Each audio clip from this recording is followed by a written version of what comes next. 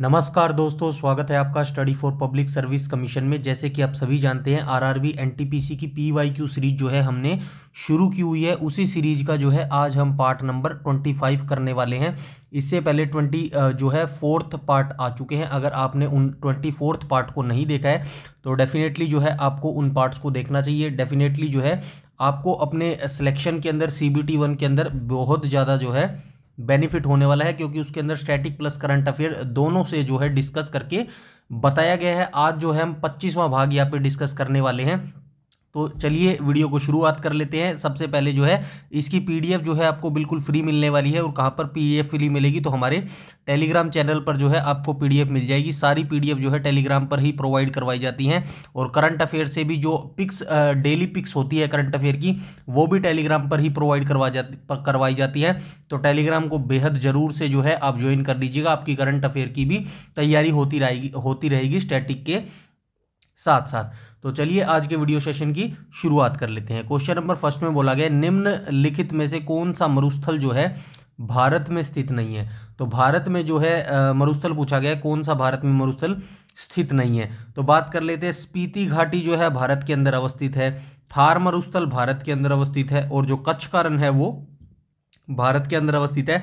तो right option हो जाएगा ऑप्शन नंबर ए। सिंधु घाटी का जो मरुस्थल है ये भारत के अंदर अवस्थित नहीं है। तो सिंधु घाटी मरुस्थल कहाँ पर अवस्थित है, तो सिंधु का जो रेगिस्तान है ये पाकिस्तान के जो उत्तर पश्चिम वाला जो प्रांत है, पंजाब, मैं लिख देता हूं यहाँ पर, पाकिस्तान के अंदर है ये। ठीक है, पाकिस्तान के ये पंजाब में पड़ता है। ठीक है, पाकिस्तान का जो पंजाब है, और ये पंजाब कहाँ पर पड़ता है, ये उत्तर पश्चिम के अंदर पड़ता है।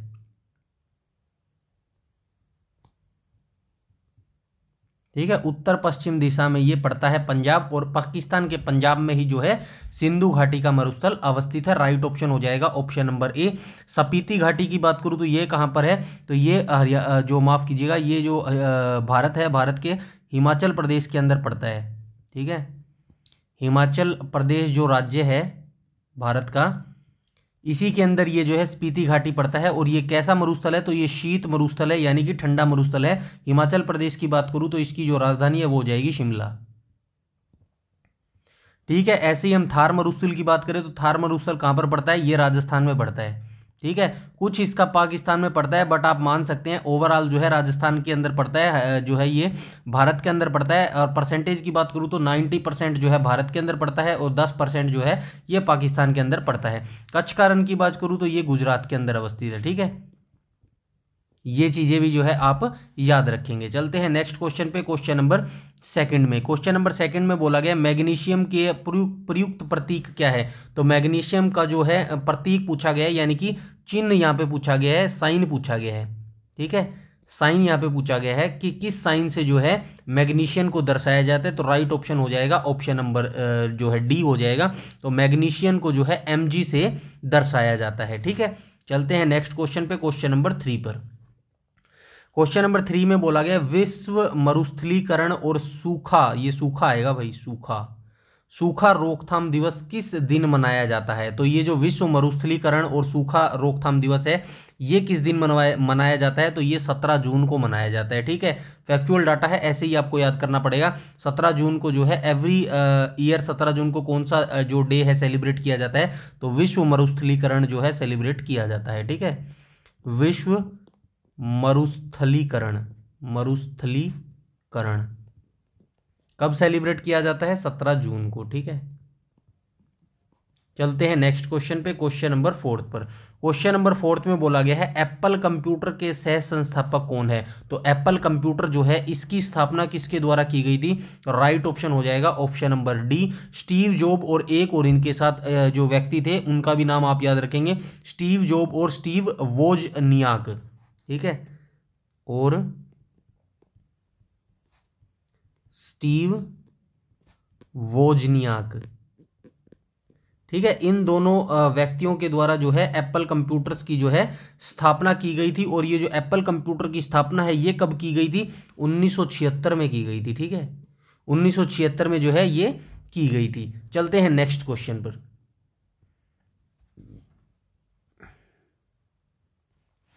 क्वेश्चन नंबर 5 में बोला गया है दिसंबर 1929 में लाहौर में आयोजित कांग्रेस का वार्षिक अधिवेशन इनमें से किस वजह से महत्वपूर्ण था। तो सबसे पहले आपको ये याद रखना है, जो 1929 में भारतीय राष्ट्रीय कांग्रेस का अधिवेशन हुआ था, सबसे पहले 1929 का जो लाहौर अधिवेशन है वो कहाँ पर हुआ था, तो लाहौर में ये आयोजित किया गया था। और इसका जो इम्पोर्टेंट पॉइंट था वो क्या था, 1929 का लाहौर अधिवेशन का जो इंपॉर्टेंट पॉइंट था वो हो जाएगा ऑप्शन नंबर बी, यानी कि पूर्ण स्वराज के प्रति प्रतिबद्धता के कारण। यानी कि इसी लाहौर अधिवेशन में जो है कांग्रेस ने ये अपना लिया था कि अब हमें जो है पूर्ण जो है स्वतंत्रता चाहिए, पूर्ण स्वराज की जो है मांग इसी लाहौर अधिवेशन में जो है की गई थी। ठीक है, और जो ये भारतीय राष्ट्रीय कांग्रेस है इसके बारे में जो है मैं बहुत बार बता चुका हूँ, एक बार फिर से आपको जो है बता देता हूँ। जो स्थापना हुई थी, कब हुई थी, 28 दिसंबर 1985 को जो है इसकी स्थापना हुई थी। पहले जो ये महासचिव थे कौन थे, ए ओ हयूम थे। ठीक है, ए ओ हयूम जो है इसके महासचिव थे। और अध्यक्ष की बात करूँ तो कौन थे पहले भारतीय राष्ट्रीय कांग्रेस के, तो ये थे व्योमेश चंद्र बनर्जी।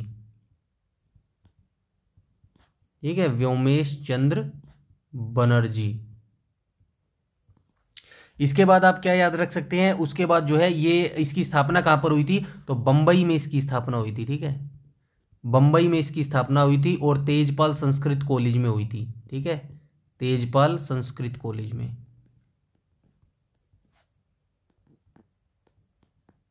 कितने प्रतिनिधियों ने भाग लिया था, 72 प्रतिनिधियों ने जो है इसके अंदर भाग लिया था। ये भी जो है आप इसके बारे में याद रखेंगे। उसके बाद जो है मैं आपको बता देता हूँ बोल के कौन कौन से जो इम्पोर्टेंट अधिवेशन थे कहाँ संपन्न हुए थे और किसने जो है उसकी अध्यक्षता की थी। दूसरे अधिवेशन की बात करूँ तो दूसरा अधिवेशन कहाँ पर आयोजित किया गया था, 1886 में जो है दूसरा अधिवेशन आयोजित किया गया था। कोलकाता में जो है ये आयोजित किया गया था और किसने की थी, दादा भाई नौरोजी ने इसकी जो है अध्यक्षता की थी। ठीक है, दादा भाई नौरोजी ने इसकी अध्यक्षता की थी। 1887 वाले की बात करूं तो 1887 का जो है मद्रास में आयोजित किया गया था और इसकी जो अध्यक्षता की थी, इसकी अध्यक्षता किसने थी, मद्रास के अधिवेशन की अध्यक्षता बदरुद्दीन तैयब जी ने की थी। किसने की थी, ये की थी बदरुद्दीन तैयब जी, बदरुद्दीन तैयब जी। ये क्यों इंपॉर्टेंट है जो मैं बता रहा हूं, ये इंपॉर्टेंट इसलिए है क्योंकि ये प्रथम मुस्लिम थे, ये प्रथम मुस्लिम थे जो भारतीय राष्ट्रीय कांग्रेस के अध्यक्ष बने। ठीक है, उसके बाद 1888 वाला कहां पर हुआ, कहां पर हुआ था, तो ये इलाहाबाद के अंदर हुआ था भाई। ठीक है, 1888 वाला इलाहाबाद के अंदर हुआ था और इसकी अध्यक्षता किसने की थी, जॉर्ज यूले ने की थी। जॉर्ज यूले ने इसकी स्थापना अधिवेशन की अध्यक्षता की थी और ये प्रथम अंग्रेज थे। ठीक है, उसके बाद आप क्या याद रखेंगे, 1889 वाला कहाँ पर हुआ था, मुंबई में हुआ था, सर विलियम वेडरबर्न के द्वारा जो है अध्यक्षता की गई थी। उसके बाद 1890 वाला कहाँ पर हुआ था, कोलकाता में हुआ था, फिरोज शाह मेहता ने जो है उसकी अध्यक्षता की थी। 1905 वाला आप याद रखेंगे, क्यों याद रखेंगे, क्योंकि 1905 में जो है बंगाल का विभाजन कर दिया गया था। 1905 की अध्यक्षता किसने की थी, बनारस में जो है ये आयोजन हुआ था और इसकी जो अध्यक्षता थी वो किसने की थी, 1905 वाले की गोपाल कृष्ण गोखले ने की थी, यानी कि जी के गोखले ने की थी। ठीक है, जी के गोखले ने जो है इसकी अध्यक्षता की थी। ठीक है, 1905 वाले की। 1906 का भी आप याद रखेंगे, क्यों करेंगे, क्योंकि मुस्लिम लीग का गठन भी 1906 के अंदर हुआ था और 1906 के अंदर जो है अधिवेशन कोलकाता के अंदर हुआ था। दादा भाई नौरोजी ने जो है इसकी अध्यक्षता की थी और 1906 के अंदर ही जो है ये जो कोलकाता है, माफ़ कीजिएगा, जो ये भारतीय राष्ट्रीय कांग्रेस है दो धड़ों में बट गई थी, गर्म दल के अलग हो गए थे नरम दल से। ठीक है, ये चीज़ें जो है आप याद रखेंगे। 1906 के बाद आप कौन सा अधिवेशन याद रखेंगे, 1916 वाला याद रखेंगे। कहाँ पर हुआ था, 1916 वाला जो है लखनऊ के अंदर अधिवेशन हुआ था और अध्यक्षता किसने की थी, 1916 वाले की एमजी मजूमदार ने, एमजी मजूमदार ने की थी। और जो है इसके अंदर 1916 वाले के अंदर इंपॉर्टेंट ये हो जाता है, गरम दल जो है वापस से जो है नरम दल के अंदर इंक्लूड हो गया था, यानी कि गरम दल प्लस जो नरम दल है ये दोनों फिर से जो है मिलकर काम करने लग गए थे। 1917 वाला अधिवेशन आप जरूर याद रखेंगे, क्यों याद रखेंगे, 1917 का अधिवेशन, सबसे पहले 1917 का अधिवेशन जो है कोलकाता के अंदर हुआ था और इसकी अध्यक्षता किसने की थी, एनी बेसेंट ने जो है इसकी अध्यक्षता की थी। प्रथम महिला अध्यक्ष थी, यहाँ पे लिख देता हूँ 1917 वाला। 1917 वाला जो है कहाँ पर हुआ था, कलकत्ता के अंदर ये अधिवेशन हुआ था, और ये जो है प्रथम महिला बनी थी अध्यक्ष। प्रथम महिला अध्यक्ष कौन थी ये, महिला अध्यक्ष, तो ये थी एनी बेसेंट, एनी बेसेंट। ठीक है, इसके बाद आप कौन सा याद रखेंगे, इसके बाद जो है आप 1924 वाला याद रखेंगे। 1924 वाला अधिवेशन कहाँ पर हुआ था, बेलगाम के अंदर हुआ था, बेलगांव के अंदर। ठीक है, और ये इंपॉर्टेंट क्यों है, क्योंकि इसके अंदर जो है महात्मा गांधी ने जो है अध्यक्षता की थी। ठीक है, ये एकमात्र अधिवेशन था जिसके अंदर महात्मा गांधी के द्वारा जो है अध्यक्षता की गई थी। इसके बाद आप 1925 वाला भी याद रखेंगे। क्यों याद रखेंगे 1925 वाला, क्योंकि ये प्रथम भारतीय महिला थी 1925 में। कौन थी, तो ये सरोजनी नायडू थी। ठीक है, सरोजनी नायडू के द्वारा जो है 1925 में अधिवेशन की अध्यक्षता की गई थी, और ये जो अधिवेशन था 1925 वाला कानपुर के अंदर आयोजित किया गया था। तो आपको याद रखना है, ओवरऑल की बात करेंगे प्रथम महिला की तो एनी बेसेंट हो जाएगी जो कि 1917 में बनी थी, और भारतीय महिला की बात होगी तो वो होगी सरोजनी नायडू जो कि 1925 में बनेगी। इसके बाद 1925 के बाद डायरेक्ट आप 1938 वाला याद रखेंगे और 1939 वाला याद रखेंगे, क्योंकि इन दोनों के अंदर जो है अध्यक्षता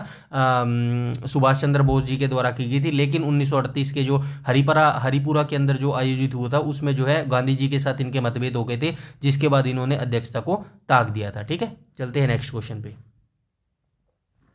क्वेश्चन नंबर 6 में बोला गया है, अक्टूबर 2020 के अनुसार निम्नलिखित में से कौन सा विश्व धरोहर स्थलों की सूची में शामिल नहीं है। तो ये 2020 के अनुसार का डाटा बताया गया है, लेटेस्ट डाटा आप देख लेना भाई। तो 2020 के अनुसार जो निम्नलिखित में से कौन सा विश्व धरोहर की सूची में जो है शामिल नहीं होएगा, तो राइट ऑप्शन हो जाएगा क्वेश्चन नंबर 6 का ऑप्शन नंबर डी। तो ये हवा महल जो है ये विश्व धरोहर की सूची में शामिल नहीं था, 2020 तक की बात है भाई। ये अभी 2025 तक देख लेना, क्या पता ये ऐड हो गया हो। ठीक है, इसीलिए एक बार अपडेट जरूर लेना, क्या पता हवा महल जो है ये अपडेट हो गया हो और ये भी इंक्लूड हो गया हो विश्व धरोहर स्थलों की सूची में। मेरे पास जो है ये लेटेस्ट डाटा नहीं है, मैं ये 2020 का ही बता रहा हूँ। तो 2020 में जो है ये हवा महल जो था ये विश्व धरोहर की सूची के अंदर शामिल नहीं था। तो चलिए बात कर लेते हैं एलिफेंटे की गुफा की। तो एलिफेंटा की जो गुफा है ये कहाँ पर हो जाएगा, ये हो जाएगा महाराष्ट्र के अंदर। आगरा किला की बात करूँ तो आगरा का किला आगरा के अंदर होगा, और इसकी जो स्थापना है, आगरा की जो स्थापना है वो किसने की थी, सिकंदर किसने की थी, सिकंदर ने की थी ना। ये वो वाला सिकंदर नहीं है भाई। ठीक है, मैं बता देता हूँ, सिकंदर लोधी के द्वारा इसकी स्थापना की गई थी। कब की गई थी, 1504 में।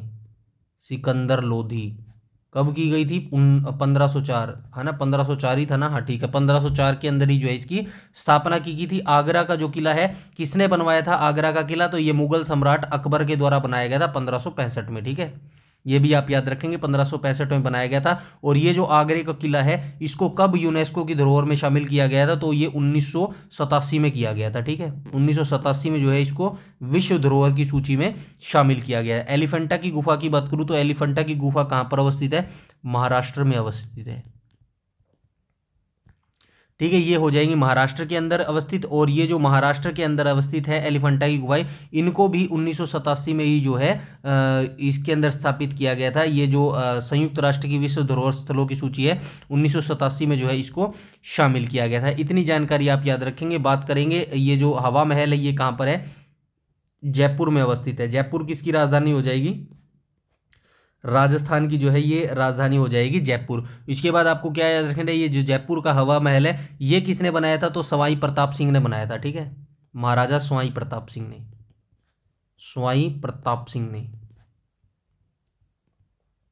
ठीक है, सवाई प्रताप सिंह ने बनाया था। कब बनाया था, 1799 में बनाया था। ठीक है, ये चीजें भी जो है आप इनकी याद रखेंगे। ठीक है, चलते हैं नेक्स्ट क्वेश्चन में।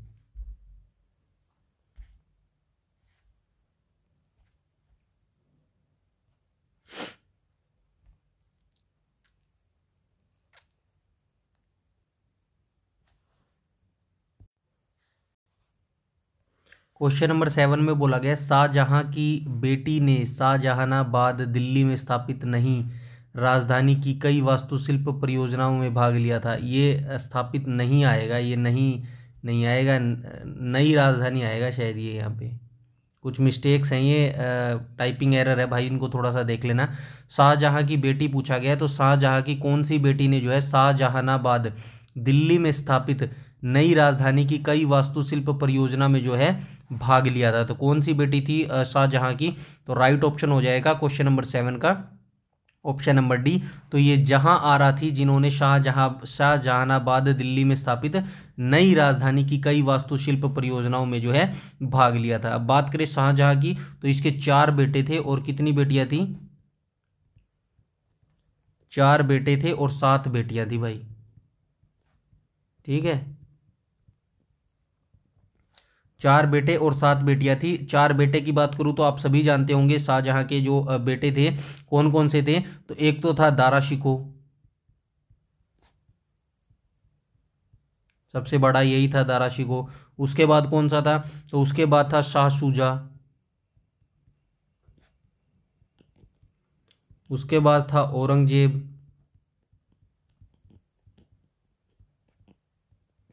और उसके बाद कौन सा था? मुराद बख्श।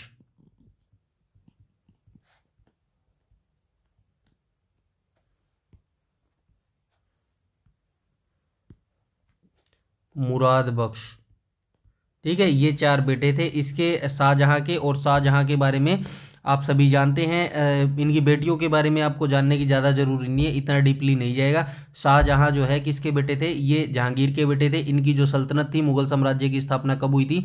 1526 में हुई थी, पानीपत के प्रथम युद्ध में।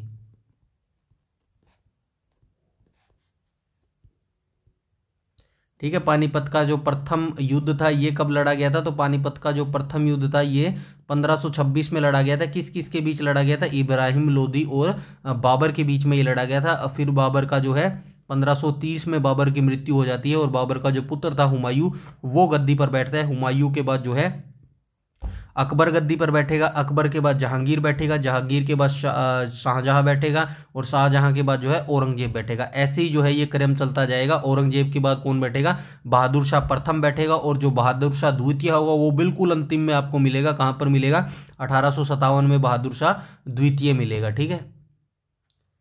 ये 1857 में आपको मिलेगा बहादुर शाह द्वितीय। तो चलते हैं नेक्स्ट क्वेश्चन के ऊपर। नेक्स्ट क्वेश्चन में बोला गया एशिया का सबसे बड़ा उद्यान इंदिरा गांधी मेमोरियल ट्यूलिप उद्यान किस शहर में स्थित है? तो ये एशिया का सबसे बड़ा ट्यूलिप गार्डन है भाई, ये याद रखना। एशिया का सबसे बड़ा उद्यान है इंदिरा गांधी मेमोरियल ट्यूलिप उद्यान। तो ये कहाँ पर अवस्थित है? तो ये श्रीनगर के अंदर अवस्थित है भाई, ठीक है। क्वेश्चन नंबर 8 का जो है राइट ऑप्शन हो जाएगा option number D. Indira Gandhi memorial tulip garden जो है श्रीनगर में अवस्थित है। और इसकी स्थापना कब हुई थी? 2007 में जो है इसकी स्थापना हुई थी, ठीक है। ये भी आप याद रखेंगे। चलते हैं नेक्स्ट क्वेश्चन पे, क्वेश्चन नंबर 9 पे। क्वेश्चन नंबर 9 में बोला गया भाभा परमाणु अनुसंधान केंद्र का पूर्व नाम क्या था? तो ये भाभा परमाणु अनुसंधान केंद्र, जिसको बार्क के नाम से आप जानते हैं, भाभा एटॉमिक रिसर्च सेंटर, ठीक है। तो ये भाभा परमाणु जो रिसर्च सेंटर है, इसका पूर्ववर्ती नाम क्या था? तो इसका पूर्ववर्ती नाम था ऑप्शन नंबर सी, परमाणु ऊर्जा प्रतिष्ठान ट्राम्बे जो है इसका पूर्ववर्ती नाम था। और इसकी जो स्थापना है, क्वेश्चन नंबर याद रखेंगे आप, भाभा परमाणु अनुसंधान केंद्र की स्थापना जो है ये कब हुई थी? तो ये हुई थी 1954 के अंदर जो है भाभा परमाणु अनुसंधान केंद्र यानी कि बार्क की स्थापना हुई थी 1954 के अंदर, ठीक है। इससे पहले जो है ये परमाणु ऊर्जा प्रतिष्ठान ट्राम्बे के नाम से जाना जाता था। कहाँ पर अवस्थित है? तो ये मुंबई के अंदर अवस्थित है। और जो परमाणु का जनक है वो किसको माना जाता है? भारत का जो परमाणु का जनक है ये माना जाता है भाभा को माना जाता है, ठीक है। डॉक्टर होमी जहांगीर भाभा को ही जो है परमाणु जनक माना जाता है। और भारत में जो पहला परमाणु रिएक्टर था जिसका नाम था अप्सरा, इसकी स्थापना कब हुई थी? 1956 में जो है इसको स्थापित किया गया था। और बात करें अंतरिक्ष जनक की, तो भारत का जो अंतरिक्ष जनक है वो किसको माना जाता है? अंतरिक्ष जनक, तो ये जाना जाता है विक्रम साराभाई को, ठीक है। विक्रम साराभाई को ये जाना जाता है। और विक्रम साराभाई ने किसकी स्थापना की थी? तो इसरो की स्थापना की थी। इसरो की स्थापना की फुल फॉर्म हो जाएगी Indian Space Research Organisation, Indian Space Research Organisation, ठीक है। ऑर्गेनाइजेशन हो जाएगी। और इसकी स्थापना कब हुई थी? तो इसकी स्थापना हुई थी 15 अगस्त 1969 को, ठीक है, 1969 की इसकी स्थापना हुई थी। उसके बाद आप क्या याद रखेंगे, CSIR की स्थापना हुई थी 1942 के अंदर। DRDO की स्थापना की याद रखेंगे अब, DRDO, तो ये DRDO की फुल फॉर्म क्या हो जाएगी, रक्षा अनुसंधान, ये आप मुझे बताएंगे DRDO की फुल फॉर्म क्या हो जाएगी, मैं नहीं बताऊंगा, मैं सिर्फ स्थापना बताऊंगा। 1958 में जो है इसकी स्थापना हुई थी, कहाँ पर हुई थी, कर्नाटक बेंगलोर में जो है इसका हेडक्वार्टर हो जाएगा, ठीक है। ये आप सारे इंस्टीट्यूशन के बारे में याद रखेंगे। चलते हैं नेक्स्ट क्वेश्चन पे, क्वेश्चन नंबर 10 पर। क्वेश्चन नंबर 10 में बोला गया है दुनिया का सबसे लंबा पेड़ कौन सा है, तो ये लंबा पेड़ हो जाएगा रेडवुड जो है दुनिया का सबसे लंबा पेड़ है। क्वेश्चन नंबर 10 का जो है राइट ऑप्शन हो जाएगा ऑप्शन नंबर ए, दुनिया का सबसे लंबा पेड़ कौन सा हो जाएगा, रेडवुड हो जाएगा, ठीक है, रेडवुड हो जाएगा दुनिया का सबसे लंबा जो है पेड़। उसके बाद हम बात करें क्वेश्चन नंबर 11 में कहा गया निम्नलिखित में से किस कंपनी 2005 में व्यक्तिगत कंप्यूटर यानी कि जो पर्सनल कंप्यूटर होता है जिसको शॉर्ट फॉर्म बोलते हैं पीसी, ठीक है, पीसी बनाना बंद कर दिया था, तो किस कंपनी ने जो है पीसी को बनाना बंद कर दिया गया था 2005 में, तो राइट ऑप्शन हो जाएगा ऑप्शन नंबर बी, आईबीएम ने जो है ये 2005 में पर्सनल कंप्यूटर यानी कि पीसी को बनाना बंद कर दिया था। तो आईबीएम की फुल फॉर्म आप जरूर याद रखेंगे,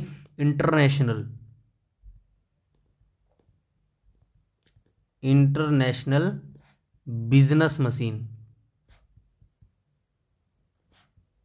ठीक है, ये इसकी फुल फॉर्म हो जाएगा। और जो इंटरनेशनल बिजनेस मशीन थी इसकी स्थापना कब की गई थी, 1911 में जो है इसकी स्थापना की गई थी, कहां पर हुई थी, न्यूयॉर्क में। और 1911 में ही जो है भारत की राजधानी कोलकाता से दिल्ली में स्थानांतरित की गई थी, ठीक है, ये चीजें भी आप याद रखेंगे। उसके बाद क्वेश्चन नंबर 12 में पूछा गया फोर्ट्रान का पूर्ण रूप पूछा है यानी कि फुल फॉर्म पूछी गई है, फुल फॉर्म पूछी गई है, किसकी पूछी गई है, फोर्ट्रान की पूछी गई है, तो राइट ऑप्शन हो जाएगा ऑप्शन नंबर सी करेक्ट हो जाएगा। फॉर्मूला ट्रांसलेशन जो है इसकी फुल फॉर्म हो जाएगी फोर्ट्रान की, ठीक है, फोर्ट्रान का पूर्ण रूप क्या हो जाएगा, फॉर्मूला ट्रांसलेशन। चलते हैं नेक्स्ट क्वेश्चन पे। क्वेश्चन नंबर 13 में पूछा गया संयुक्त राष्ट्र परिषद में कितने सदस्य हैं, तो कितने हैं, 5 स्थायी और 10 अस्थायी, राइट ऑप्शन हो जाएगा। 10 स्थायी तो गलत हो जाएगा, 5 स्थायी और 5 अस्थायी ये भी गलत हो जाएगा, 10 स्थायी ये भी गलत हो जाएगा, राइट ऑप्शन हो जाएगा ऑप्शन नंबर सी, 5 स्थायी सदस्य हैं और 10 अस्थायी सदस्य हैं। संयुक्त राष्ट्र के बारे में थोड़ा सा जान लेते हैं, इट्स वेरी इंपॉर्टेंट जो है वर्ड संयुक्त राष्ट्र। सबसे पहले इसकी स्थापना आप सभी को पता होगा 24 अक्टूबर 1945 को इसकी स्थापना हुई थी, 1945 को इसकी स्थापना हुई थी। और इसका हेडक्वार्टर कहाँ पर हो जाएगा, न्यूयॉर्क में इसका हेडक्वार्टर हो जाएगा, ठीक है, न्यूयॉर्क में जो है इसका हेडक्वार्टर हो जाएगा। और संयुक्त राष्ट्र के जो है 6 अंग हैं, मुख्य अंग कितने हैं संयुक्त राष्ट्र के, 6 अंग हैं, मुख्य 6 अंग हैं, कौन कौन से हैं वो भी मैं बता देता हूं। पहला हो जाएगा महासभा,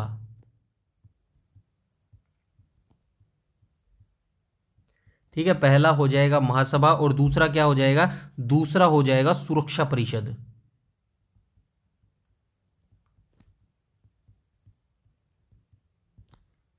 उसके बाद आप तीसरा याद रखेंगे, तीसरा क्या होगा, आर्थिक और सामाजिक परिषद,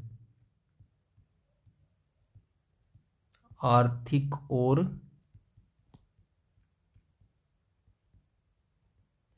सामाजिक परिषद।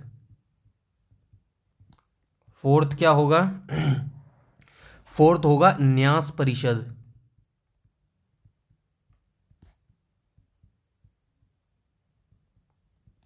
पांचवा होगा अंतर्राष्ट्रीय न्यायालय, अंतर्राष्ट्रीय न्यायालय। और जो अंतिम है 6, ये क्या हो जाएगा, तो अंतिम जो 6 हो जाएगा अंतर्राष्ट्रीय न्यायालय के बाद कौन सा हो जाएगा, संयुक्त राष्ट्र सचिवालय, ठीक है। ये हो जाएंगे 6 जो पॉइंट्स हैं वो मैंने आपको बता दिए हैं। इसके बाद आप क्या याद रखेंगे, इसके बाद संयुक्त राष्ट्र की स्थापना मैंने बता दी है 24 अक्टूबर 1945 को हुई थी, न्यूयॉर्क में इसकी जो है स्थापना हुई थी। और जो इसके स्थायी सदस्य हैं वो कौन कौन से हो जाएंगे, 5 इसके स्थायी सदस्य हैं, अमेरिका, ब्रिटेन, फ्रांस, रूस, चीन। America, Britain, France,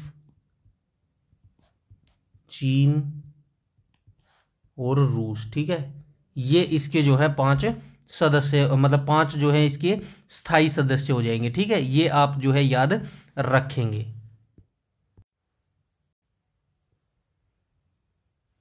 question number 14 में कहा गया है विश्व स्वास्थ्य संगठन का मुख्यालय कहाँ पर है। तो ये कहाँ पर हो जाएगा, विश्व स्वास्थ्य संगठन का जो मुख्यालय है वो हो जाएगा जिनेवा, स्विट्जरलैंड के अंदर। ठीक है, 14 का राइट ऑप्शन हो जाएगा ऑप्शन नंबर डी। और विश्व स्वास्थ्य संगठन यानी कि वर्ल्ड हेल्थ ऑर्गेनाइजेशन, WHO की यहाँ पे बात हो रही है। स्थापना कब हुई थी, तो स्थापना इसकी 1948 में हुई थी। ठीक है, 7 अप्रैल 1948 को।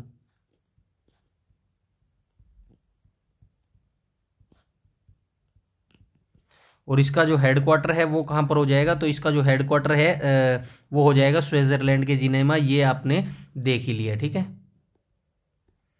चलते हैं नेक्स्ट क्वेश्चन पे। क्वेश्चन नंबर 15 में बोला गया 1853 में अंग्रेजों द्वारा भारत के लिए किए गए सबसे महत्वपूर्ण योगदानों में से एक है जिसने लोगों को लंबी दूरी तय करने में सक्षम बनाया। तो ये कौन थे, तो ये थे भाई रेल मार्ग। ऑप्शन नंबर बी इसका जो है करेक्ट हो जाएगा। और ये किसके कार्यकाल में हुआ था, लॉर्ड डलहौजी के।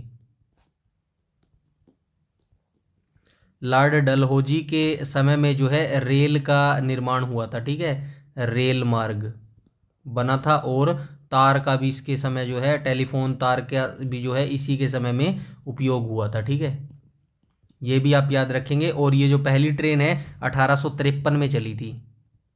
कहाँ से कहाँ तक चली थी, मुंबई से ठाणे के बीच में चली थी। ठीक है, मुंबई से ठाणे के बीच में ये चली थी। और इन ट्रेनों का यूज अंग्रेजों के द्वारा किस लिए किया गया था, कच्चे माल को एक स्थान से दूसरे स्थान पर ले जाना, कच्चे माल को। ठीक है, कच्चे माल को जो है एक स्थान से दूसरे स्थान पर ले जाने के लिए जो है ये ट्रेनों का यूज किया गया था। ठीक है, और इनका जो लॉर्ड डलहौजी का कार्यकाल था ये कब से कब तक था, 1848 से 1856 तक रहा था। ठीक है, ये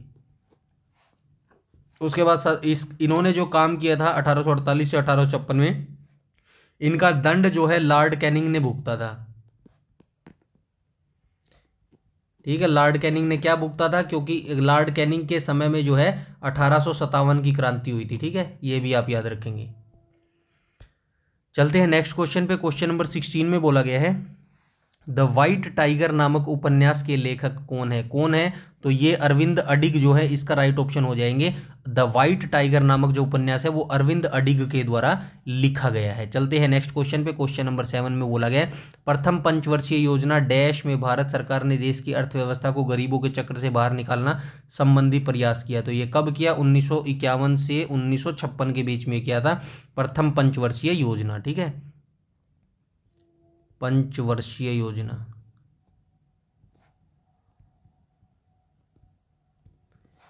ये मैं बता भी चुका हूँ, पिछली वीडियोस आपने देखी होगी। तो पहली आई थी 1951 में और अंतिम आई थी 2012 में।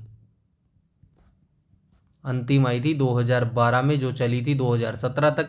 कुल पंचवर्षीय योजना कितनी आ चुकी हैं, तो 12 कुल पंचवर्षीय योजना आ चुकी हैं। और ये जो मॉडल तैयार किया गया था सर्वप्रथम जो है ये किसने जो है इंट्रोड्यूस किया था इसको सर्वप्रथम, तो ये 1928 में USSR ने किया था। ठीक है, 1928 में USSR ने किया था, पूर्व सोवियत संघ था ये 1928 में।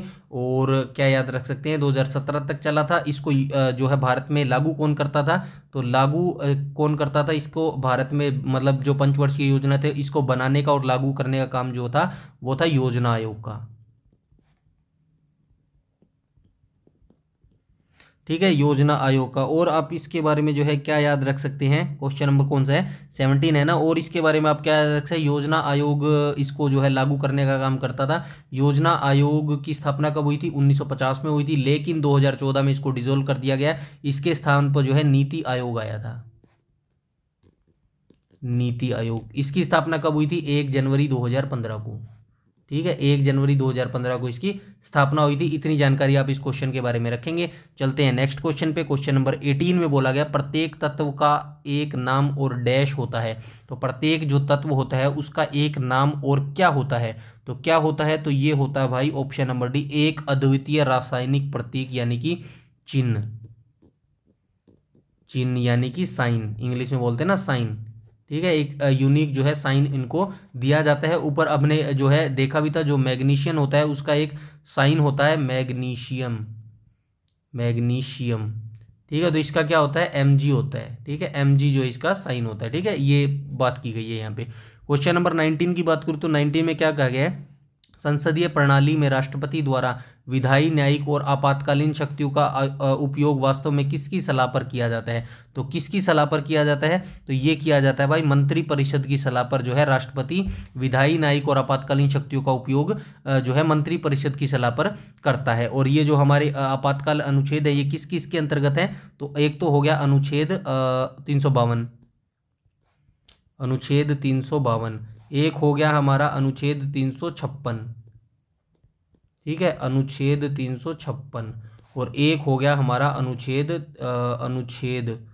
360। ठीक है, ये तीन हमारे जो है राष्ट्रीय आपातकाल हैं। 352 वाला जो है ये अनुच्छेद हमें कहता है बाहरी जो आक्रमण होता है उसके विरुद्ध लगाया जाता है, और 356 जो है हमारा राष्ट्रीय आपातकाल है जो अंदर की अशांति से जो है उत्पन्न होता है, और 360 क्या होता है, ये हमारा वित्तीय आपातकाल है, वित्तीय आपातकाल, आपातकाल। अच्छा, मैं एक क्वेश्चन पूछता हूँ, आप बताइएगा कमेंट सेक्शन के अंदर, भारत में अब तक कितने वित्तीय आपातकाल लगा चुके हैं, भारत में अब तक कितनी बार जो है, कितनी बार वित्तीय आपातकाल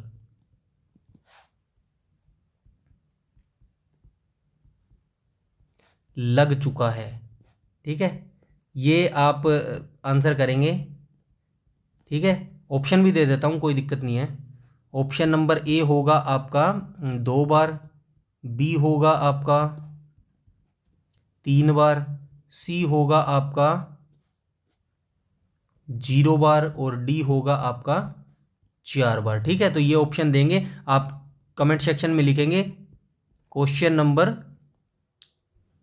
19, और राइट आंसर जो भी होगा आप वो ABCD यहाँ पे लिख देंगे। ठीक है, चलते हैं नेक्स्ट क्वेश्चन पर, क्वेश्चन नंबर 20 पर। क्वेश्चन नंबर 20 की बात करें तो भारतीय राष्ट्रीय कांग्रेस की फिर से बात हुई है, इनमें से किस अधिवेशन में पहली बार राष्ट्रीय गान गाया गया था। तो 2 गाए गए थे, एक तो राष्ट्रगान गाया गया था, राष्ट्रगान। ठीक है, और क्या गाया गया था, ये कब गाया गया था, 1911 में गाया गया था। उसके बाद 1896 में भी एक गाया गया था, क्या गाया गया था, वंदे मातरम गाया गया था। ये भी याद रखेंगे। ठीक है, इसके बाद जो है आप क्या याद रख सकते हैं, वंदे मातरम गीत को पहली बार जो है 1896 में गाया गया था, और कांग्रेस के कोलकाता अधिवेशन में इसको गाया गया था। 1896 का अधिवेशन भी आप याद रखेंगे, कहाँ पर हुआ था, कोलकाता के अंदर हुआ था। ठीक है, 1896 का जो है कोलकाता के अंदर हुआ था, और जो है इसे रविंद्रनाथ टैगोर ने गाया था।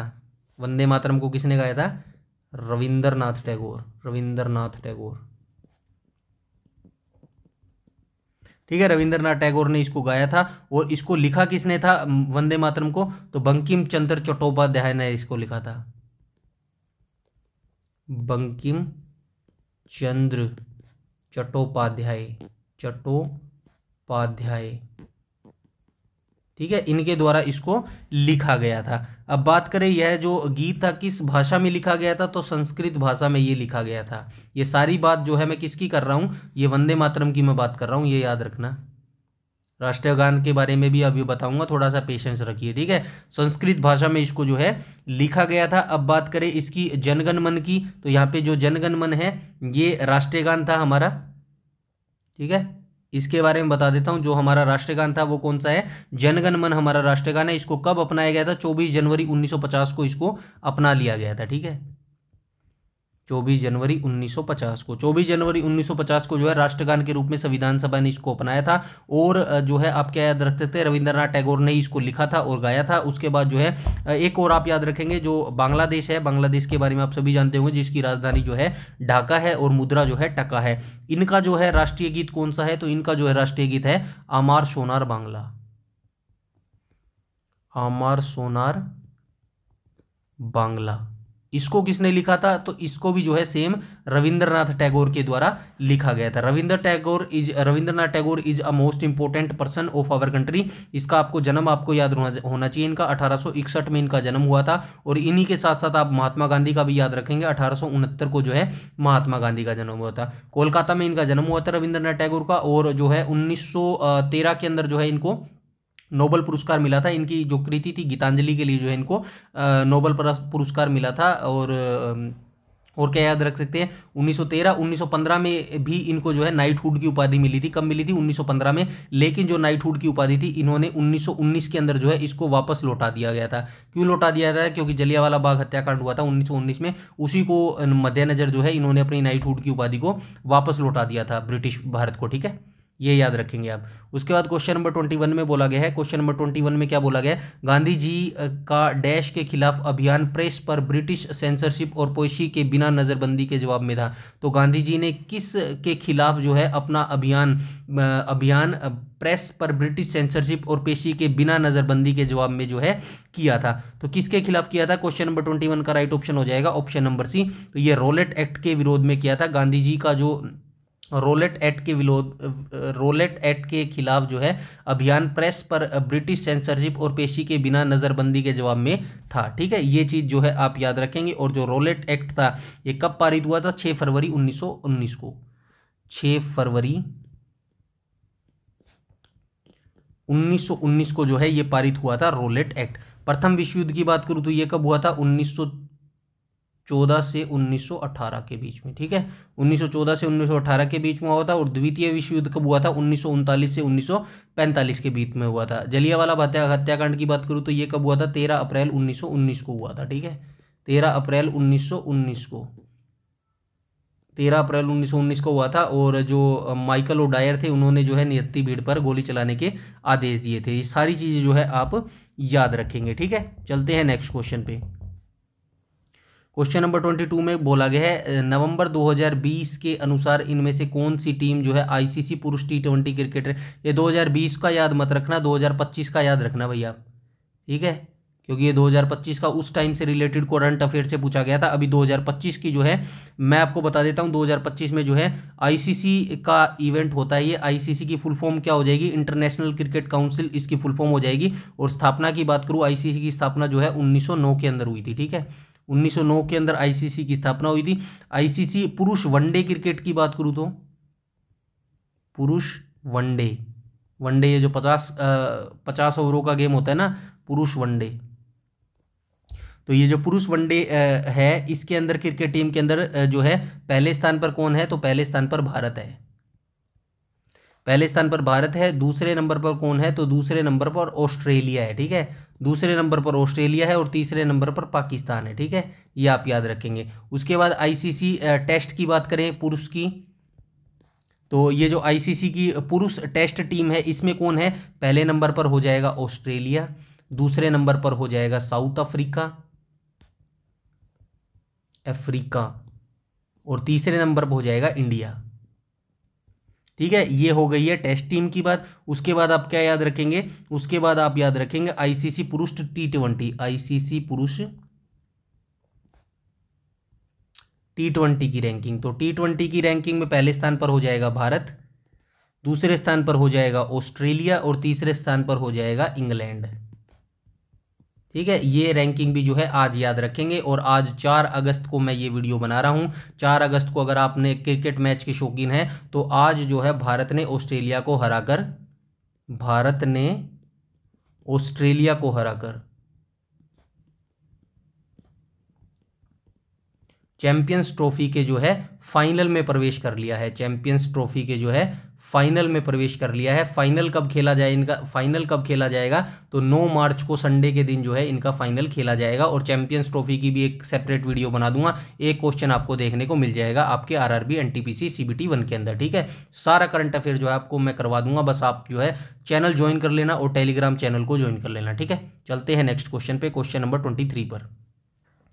23 में कहा गया यदि लोगों को एक संसाधन के रूप में उपयोग नहीं किया जा सकता तो वे स्वाभाविक रूप से अर्थव्यवस्था के लिए डैश के रूप में प्रकट होते हैं। इसमें कहा गया यदि लोगों को एक संसाधन के रूप में उपयोग नहीं किया जा सकता तो वे किस रूप में अर्थव्यवस्था के लिए जो है प्रकट होते हैं। तो क्वेश्चन नंबर 23 का जो है ये राइट ऑप्शन हो जाएगा ऑप्शन नंबर डी। तो ये देयता के रूप में जो है प्रकट होते हैं। विश्व पर्यावरण दिवस जो है कब मनाया जाता है? तो विश्व पर्यावरण दिवस जो है ये कब मनाया जाता है? ये 5 जून को मनाया जाता है। ठीक है, विश्व पर्यावरण दिवस जो है ये कब मनाया जाता है? 5 जून को मनाया जाता है। और पहला विश्व पर्यावरण दिवस 1974 को मनाया गया था। पहला विश्व पर्यावरण दिवस, विश्व पर्यावरण दिवस, पर्यावरण दिवस। ठीक है, अगर ये भाई 2000 आपका ये 25 वाला अगर विश्व पर्यावरण दिवस 5 जून तक तो आपका एग्जाम नहीं होएगा मेरे हिसाब से। अगर हो जाएगा तो आप 2025 वाला विश्व पर्यावरण दिवस की थीम याद रख लेना, वरना 2024 वाले विश्व पर्यावरण दिवस की जो थीम थी ना वो याद कर लेना, थीम पूछी जा सकती है। तो पहला विश्व पर्यावरण दिवस जो था ये कब बनाया गया था? 5 जून 1974 को। ठीक है, 5 जून 1974 को मनाया गया था। संयुक्त राष्ट्र महासभा ने साल 1972 में स्टॉकहोम सम्मेलन में जो है पर्यावरण पर चर्चा करते हुए 5 जून को विश्व पर्यावरण दिवस के रूप में घोषित किया था। ठीक है, ये भी आप याद रखेंगे। क्वेश्चन नंबर 25 की बात करूँ तो निम्नलिखित में से किस फिल्म ने ऑस्कर 2020 में best motion picture of the year पुरस्कार जीता है? इस क्वेश्चन को छोड़ दीजिएगा। क्यों छोड़ दीजिएगा? क्योंकि जो ऑस्कर 2025 है वो अनाउंस कर दिए गए हैं। ठीक है, ऑस्कर जो है 2025 का जो है आयोजन हो चुका है, ये डिक्लेयर कर दिया गया है। ऑस्कर 2025 का जो कंप्लीट वीडियो है वो मैं आपको बनाकर सैटरडे या संडे, इसी सैटरडे या संडे को प्रोवाइड करवा दूंगा। ठीक है, कंप्लीट वीडियो सैटरडे या संडे को ये वीडियो आ जाएगा। तो यहाँ से ये जो है कंप्लीट आपका हिस्ट्री प्लस करंट जो है ऑस्कर का जो है कवर हो जाएगा। ठीक है, तो ये वीडियो देखना ना भूलिएगा। ठीक है, इस क्वेश्चन के अंदर इसको छोड़ दीजिएगा, करंट का जो 2025 का है वो हम डिस्कस करेंगे। क्वेश्चन नंबर 26 की बात करूँ तो कौन सा विटामिन रक्त का थक्का जमाने के लिए आवश्यक प्रोटीन और कैल्शियम को सक्रिय करता है? फॉर एग्जाम्पल रक्त का थक्का क्या होता है? जैसे आपके शरीर पर कहीं भी कट लग जाता है तो वहाँ से खून निकलना शुरू हो जाता है, तो कुछ देर के बाद आप देखेंगे कि वो खून बंद हो जाता है, रुक जाता है, क्योंकि जो है खून के थक्के बनने लगते हैं, ऐसे ऐसे खून के जो क्लॉट्स होते हैं वो बनने लगते हैं। इसी को जो है खून का रक्त का थक्का बनना जो है बोला जाता है। और ये किस प्रोटीन और कैल्शियम की वजह से जो है ये होता है? किस विटामिन की वजह से ऐसा होता है? तो ये किसकी वजह से होता है? ऑप्शन नंबर बी होता है, विटामिन के की वजह से जो है रक्त का थक्का जमने के लिए आवश्यक प्रोटीन और कैल्शियम को सक्रिय करता है विटामिन के। ठीक है, चलते हैं नेक्स्ट क्वेश्चन पे। क्वेश्चन नंबर 27 में बोला गया है अधिक ऊंचाई वाले क्षेत्रों में बर्फ की सफाई निम्न में से किसके द्वारा की जाती है? तो अधिक ऊंचाई वाले क्षेत्रों में जो बर्फ होता है यानी कि जो आइस होती है, आइस का ठोस रूप क्या होता है? ठोस रूप, तो ये होता है CO2 यानी कि कार्बन डाइऑक्साइड जो है आइस का ठोस रूप होता है। ठीक है, क्वेश्चन नंबर 27 का जो है राइट ऑप्शन हो जाएगा ऑप्शन नंबर डी, यानी कि सीमा सड़क संगठन। यहाँ पे किसकी बात हुई है? BRO। BRO की फुल फॉर्म क्या हो जाएगी? Border road organisation.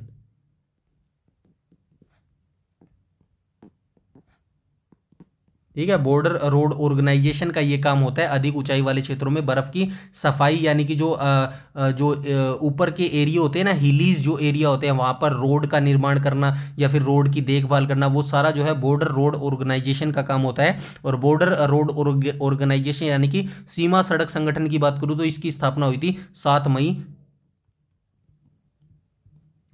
1960 को। ठीक है, 1960 को जो है इसकी BRO की स्थापना हुई थी। और 1960 को ही जो है गुजरात और महाराष्ट्र को जो है अलग अलग राज्य बना दिया गया था। क्वेश्चन नंबर 28 की बात करूँ तो वह प्रक्रिया है जिसके तहत किसान अपनी भूमि पर वाणिज्यिक और गैर वाणिज्यिक उद्देश्यों के लिए वृक्ष उगाते हैं। तो कौन सी वह ऐसी प्रक्रिया है जिसके तहत किसान अपनी भूमि पर वाणिज्यिक और गैर वाणिज्यिक उद्देश्यों के लिए जो है पेड़ उगाते हैं? तो राइट ऑप्शन हो जाएगा ऑप्शन नंबर सी, कृषि वानिकी वह प्रक्रिया है जिसके तहत किसान अपनी भूमि पर वाणिज्यिक और गैर वाणिज्यिक उद्देश्यों के लिए पेड़ उगाते हैं। ठीक है, क्वेश्चन नंबर 29 में क्या बोला गया है? क्वेश्चन नंबर 29 में बोला गया इनमें से कौन सी संस्था भारत में बीमा उद्योग को भी नियमित करने, बढ़ावा देने और उसका क्रमिक विकास सुनिश्चित करने के लिए जिम्मेदार है? तो इनमें से कौन सी संस्था है जो भारत में बीमा उद्योग को नियमित करने, बढ़ावा देने और उसको क्रमिक विकास सुनिश्चित करने के लिए जो है जिम्मेदार है? तो राइट ऑप्शन हो जाएगा ऑप्शन नंबर सी, IRDAI। ठीक है, ये हो जाएगा IRDAI, ऐसा ही होगा ना, IRDAI। DAI, ठीक है, ये IRDAI जो है इसका राइट ऑप्शन हो जाएगा। उसके बाद RBI की स्थापना कब हुई थी? तो 1 अप्रैल 1935 को इसकी जो है स्थापना हुई थी। अधिनियम कौन सा था? अधिनियम जो है माफ कीजिएगा, अधिनियम जो है 1934 के तहत जो है इसकी स्थापना की गई थी। और ये जो है 1900 जब 35 में स्थापित किया गया था RBI, तब ये कोलकाता में स्थापित किया गया था। लेकिन एक सेकेंड, लेकिन जो है 1937 के अंदर जो है इसको बम्बई ट्रांसफ़र कर दिया गया था। ठीक है, 1937 में जो है इसको बम्बई ट्रांसफ़र कर दिया गया था। इतनी जानकारी जो है आपको इसके बारे में होनी चाहिए। चलते हैं नेक्स्ट क्वेश्चन पे। क्वेश्चन नंबर 30 में बोला गया है नरेंद्र मोदी द्वारा विमुद्रीकरण नोटबंदी की घोषणा कब की गई थी? आप सभी को पता होगा भाई, जब ये नोटबंदी की गई थी तो रात को ये डिसीजन आया था 12 बजे ठीक, मोदी का जो है भाषण आया था और पूरे देश में जो है खलबली मच गई थी। तो ये कौन सी डेट थी? तो ये डेट थी भाई ऑप्शन नंबर बी, 8 नवंबर 2016 का दिन कैसे भूल सकते हैं, राइट हो जाएगा option number B. Question number 31 में बोला गया भारत में चाय और कॉफ़ी की फसलों की किस श्रेणी में आती है? तो फसलों की किस श्रेणी में आती है ये पूछा गया है। जो चाय और कॉफ़ी की फसल है ये फसलों की किस श्रेणी के अंतर्गत आती है? तो ये आती हैं वृक्षारोपण फसलों के अंतर्गत आती हैं। 32 में कहा गया एक समाज सुधारक के रूप में गांधी जी का मानना था कि भारतीयों को सामाजिक बुराइयों से छुटकारा पाना चाहिए। निम्नलिखित में से कौन सी सामाजिक बुराई नहीं है? निरक्षरता, बाल विवाह, अस्पृश्यता, मुद्रास्फीति। राइट ऑप्शन हो जाएगा ऑप्शन नंबर डी। तो ये जो मुद्रास्फीति है ये एक सामाजिक बुराई नहीं है, बाकी ये तीनों ही सामाजिक बुराई है, निरक्षरता, बाल विवाह और अस्पृश्यता। ठीक है, 32 का राइट ऑप्शन हो जाएगा ऑप्शन नंबर डी। चलते हैं नेक्स्ट क्वेश्चन पे। 33 में बोला गया है निम्नलिखित में से कौन सा शहर मध्य प्रदेश में नहीं है? तो मध्य प्रदेश में नहीं कौन सा हो जाएगा? भोपाल, जबलपुर, ग्वालियर, ये तीनों तो हैं मध्य प्रदेश के अंदर, राइट हो जाएगा ऑप्शन नंबर डी। तो रायपुर क्या है? तो रायपुर जो है ये छत्तीसगढ़ की राजधानी है भाई। ठीक है, ये अभी आप याद रखेंगे। 34 में कहा गया विटिकल्चर क्या है? तो विटिकल्चर क्या हो जाएगी? अंगूर की खेती हो जाएगी विटिकल्चर। ठीक है, राइट ऑप्शन हो जाएगा ऑप्शन नंबर सी। विटिकल्चर क्या हो जाएगा? तो ये हो जाएगा अंगूर की खेती। क्वेश्चन नंबर 34 का राइट ऑप्शन हो जाएगा ऑप्शन नंबर सी हो जाएगा क्वेश्चन नंबर 34 का। उसके बाद चलते हैं 35 में बोला गया है PSLV का पूर्ण रूप क्या है? तो PSLV आपने देखा होगा, जो ये साइंस एंड टेक्नोलॉजी होती है हमारी, साइंस एंड टेक में जो ये होते हैं हमारे आविष्कार होते हैं या फिर जो है सैटेलाइट को प्रक्षेपण किया जाता है, वो PSLV आपने वहीं सुना होगा। इसकी फुल फॉर्म पूछी गई है, तो PSLV की जो फुल फॉर्म हो जाएगी वो हो जाएगी पोलर सैटेलाइट लॉन्च व्हीकल, जो है इसकी फुल फॉर्म हो जाएगी। 36 में बोला गया एडीज मच्छर इनमें से किसका वाहक है? तो एडीज जो मच्छर है ये किसका वाहक है? क्वेश्चन नंबर 36 का जो है राइट ऑप्शन हो जाएगा ऑप्शन नंबर बी। तो ये डेंगू का वाहक है। उसके बाद हैजा की बात करें तो हैजा जो है विबुरियो कोलेरा नाम के जीवाणु से दूषित भोजन या पानी पीने से होता है। तो ये हैजा जो है किससे होता है? ये विबुरियो कोलेरा नाम के जीवाणु से होता है। ठीक है, विबुरियो कोलेरा, विबुरियो कोलेरा नाम के जीवाणु।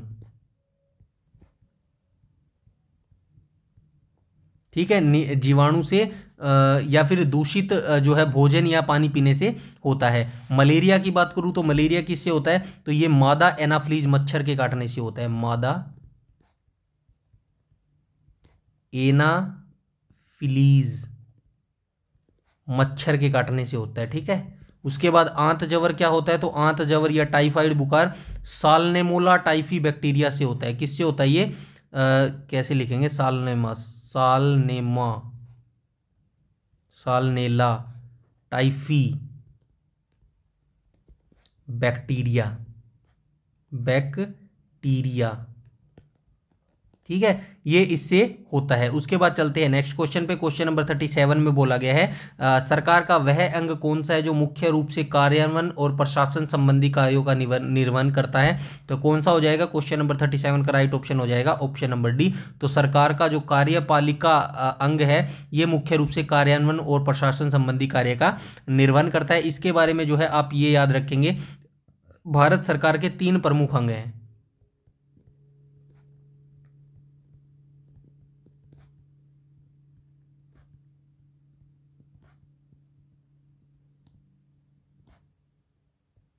तो ये 3 प्रमुख अंग जो हैं ये कौन कौन से हो जाएंगे?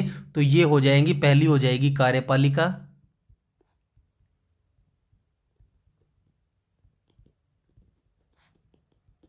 दूसरी हो जाएगी हमारी विधायिका, और तीसरी हो जाएगी हमारी न्यायपालिका। ठीक है, तो ये 3 अंक इंपॉर्टेंट्स हैं। और 37, उसके बाद हम चलते हैं क्वेश्चन नंबर 38। 38 में क्या बोला गया है, रेगिस्तान में यात्रियों को अक्सर पानी फैले होने की दृष्टि भ्रम होता है जहां वास्तव में कुछ नहीं होता, इसे क्या कहा जाता है, इसे मृग मरीचिका जो है बोला जाता है। तो ये आज के जो है टॉप क्वेश्चन थे आरआरबी एनटीपीसी पीवाईक्यू सीरीज के। आज जो है हमने यहाँ पे पार्ट 25 जो है कंप्लीट कर लिया है। इससे पहले जो है 24 आ चुके हैं। सभी वीडियो जो है आपको सीक्वेंस वाइज देखना है, कोई भी आप स्किप मत कीजिएगा। बहुत सारा इंपॉर्टेंट डाटा जो है हमने यहाँ पे करवाया है। बस आपको क्या करना है, वीडियो को ज़्यादा से ज़्यादा लाइक करना है और शेयर करना है। बस यही मेरे लिए मोटिवेशन का काम करेगा। चैनल पर पहली बार विजिट कर रहे हैं तो चैनल को सब्सक्राइब कर लीजिएगा और बेल आइकन बटन को टैप कर लीजिएगा ताकि समय पर आपको सारी नोटिफिकेशन मिलती रहे। और टेलीग्राम चैनल आपको बेहद इंपॉर्टेंट जो है ज्वाइन कर लेना, क्योंकि इंपॉर्टेंट जानकारी सारी पीडीएफ जो है वो टेलीग्राम पर ही प्रोवाइड करवाई जाती है। कोई भी डाउट है, क्वेरी है या सजेशन है, do in the comment section, आपकी प्रॉब्लम सोल्व कर दी जाएगी। इस वीडियो में इतना ही, तब तक के लिए धन्यवाद।